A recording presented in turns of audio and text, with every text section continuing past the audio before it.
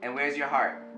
Being a heart family in some ways is very empowering because of how normal we've made life after 2 of our children had heart transplants.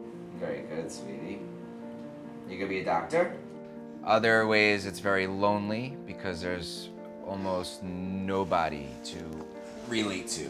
It's not something I would have chosen. I don't think either of us envisioned this. But we did this. We all did this together. Ruby was 2.5 months old when she was diagnosed with dilated cardiomyopathy. Our local hospital transported us to New-York-Presbyterian. Dilated cardiomyopathy, it's a weakness of the heart muscle so that the heart can't pump efficiently. Her heart was very enlarged, very dilated and round, and not squeezing very well at all.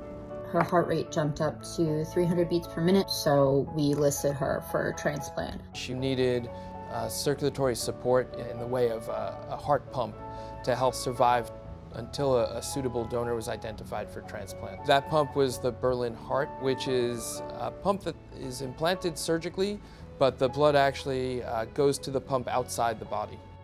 She was so small, it was just a very overwhelming thing. I think she waited for about 3 months for her heart. So she was 6.5 months when she received her transplant. Post-transplant, her recovery was very fast. She came home about 2 weeks later and was behind physically, but eventually she caught up. My son, it was the same thing, it just happened much later. He was 11 months old when he went into heart failure. I called our heart failure team directly, the York-Presbyterian, and I said, we're coming, we wouldn't go anywhere else for this. It was strange because it was the same doctors, same nurses. It was deja vu being in a room right next door to where Ruby was. I was in a bit of shock for the first few days because it just didn't seem real. And then the first night there, he went into cardiac arrest.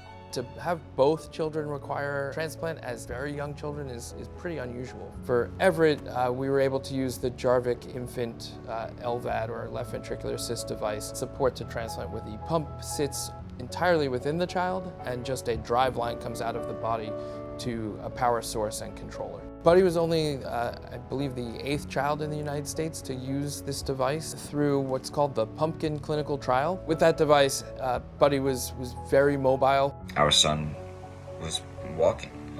We didn't want him laying in a bed on his back.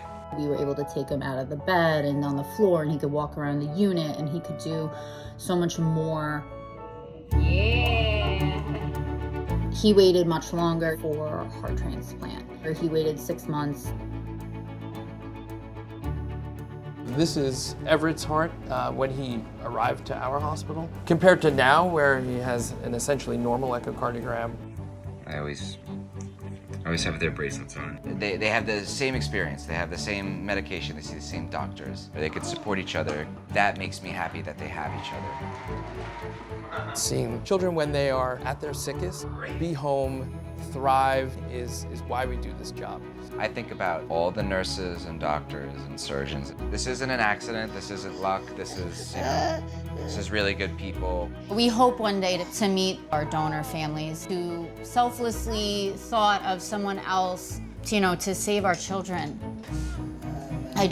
We're so grateful for them. Seeing the kids together for me has been the biggest blessing. There's something so special to every moment when you dealt with the feeling of possibly losing them. That when you see them doing normal things, it's incredible. They're little superheroes, both of them.